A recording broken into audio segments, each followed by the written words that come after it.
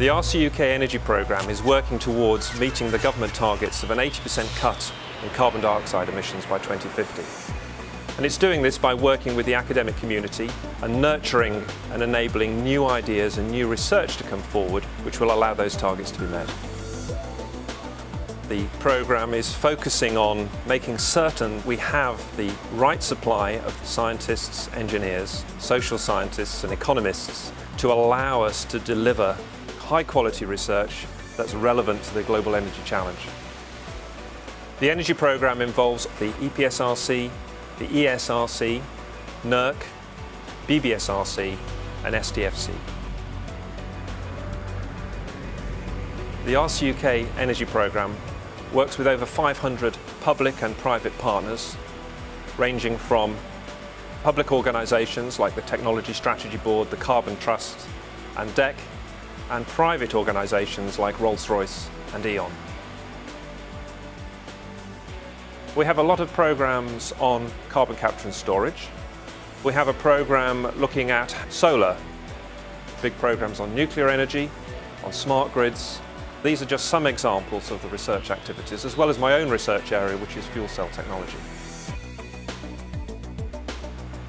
The investments made by the RCUK Energy Programme will allow the UK to compete in a global economy where we have to tackle these challenges of energy security, affordability and sustainability.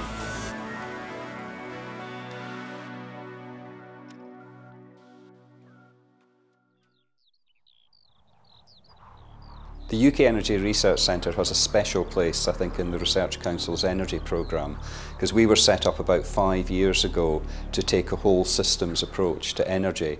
Some people might look at one bit of the energy system or one technology, like carbon capture and storage or nuclear. What we're asked to do is look at the energy system as a whole and how the different parts interact with each other.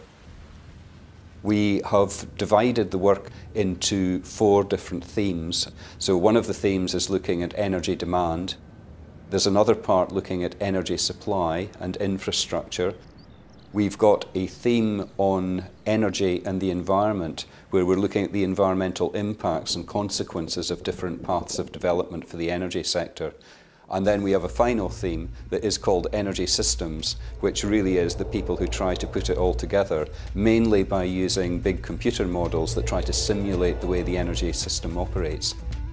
We're asked to take a whole systems approach, so we're funded by the Engineering and Physical Sciences Research Council, the Natural Environment Research Council and the Economic and Social Research Council.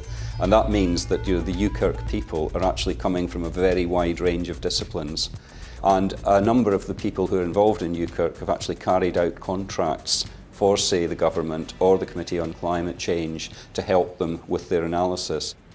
The biggest challenge really is getting an energy system that's compatible with a world in which climate change doesn't run away with us. It's a challenge that will never go away. We've got decades of work to actually carry out here. It may go in and out of fashion as time goes on, but for the kind of PhD students that we are bringing through at the moment, we hope it's still part of their professional life, when they're as grey-haired as I am.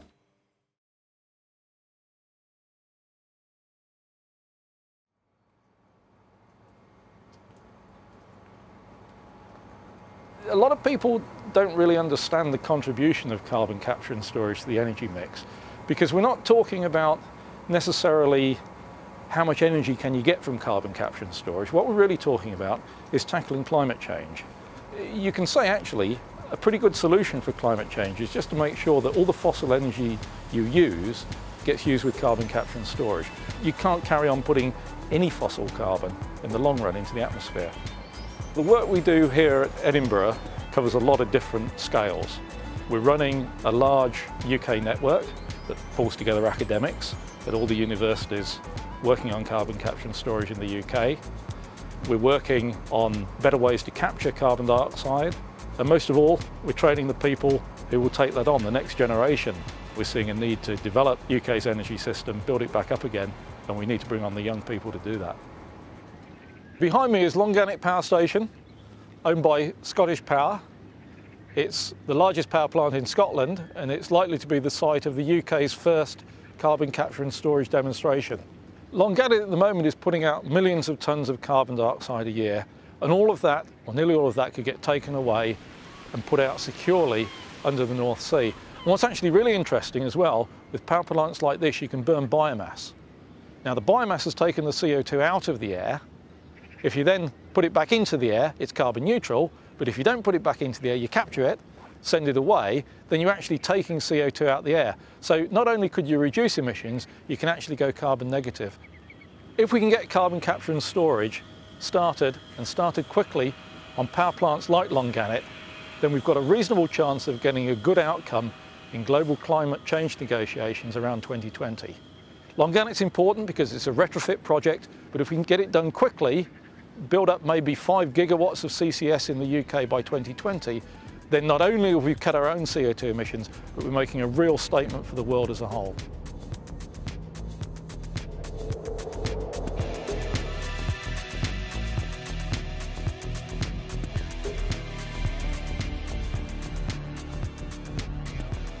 Buildings are about 40% of the UK's carbon dioxide emissions, and so they're one of the prime targets for trying to meet government CO2 reduction ambitions. A lot of our work is based on developing computer models of buildings, models which help us to understand how energy is used, the contribution which renewable energy technologies might make, and also models which can be used by central government and local authorities to develop their carbon reduction policies.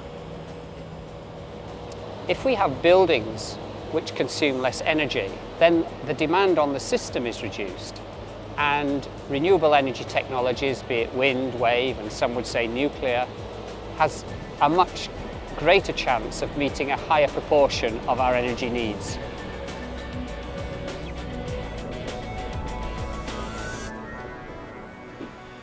You simply don't get these new ideas coming through without giving scientists the space they need to think through new solutions.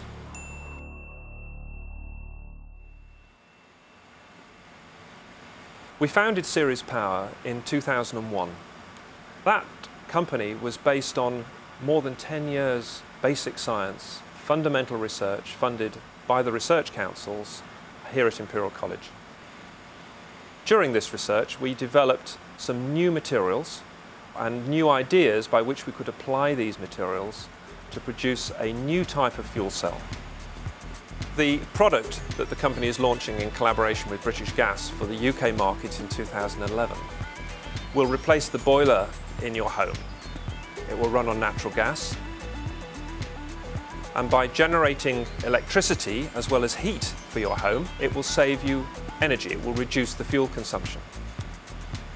And for a typical British home, it will reduce the carbon emissions by about 1.5 tonnes per year and save the homeowner around 1/4 off their energy bill. It's quite clear that we can make significant progress in meeting our near-term carbon reduction targets by deploying technologies we have available to us today. But if we're going to deliver the 80% cut in carbon emissions that the Commission on Climate Change tell us we need, we're going to need to develop transformational technologies. And if we're going to develop new breakthrough ideas, we clearly have to invest in the research that generates those ideas.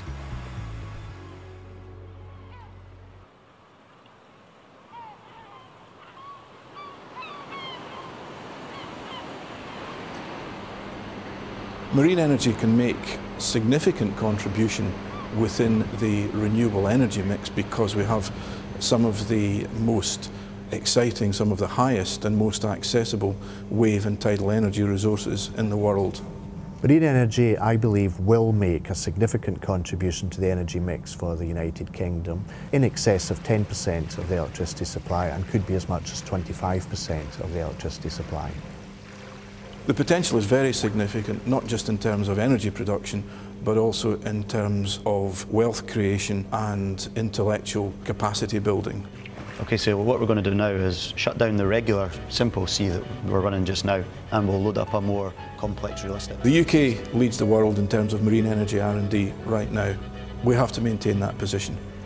There is an opportunity now to establish an industry that will operate in the UK, European and worldwide market, that will be able to develop a clean, lower carbon energy source from the sea for the future.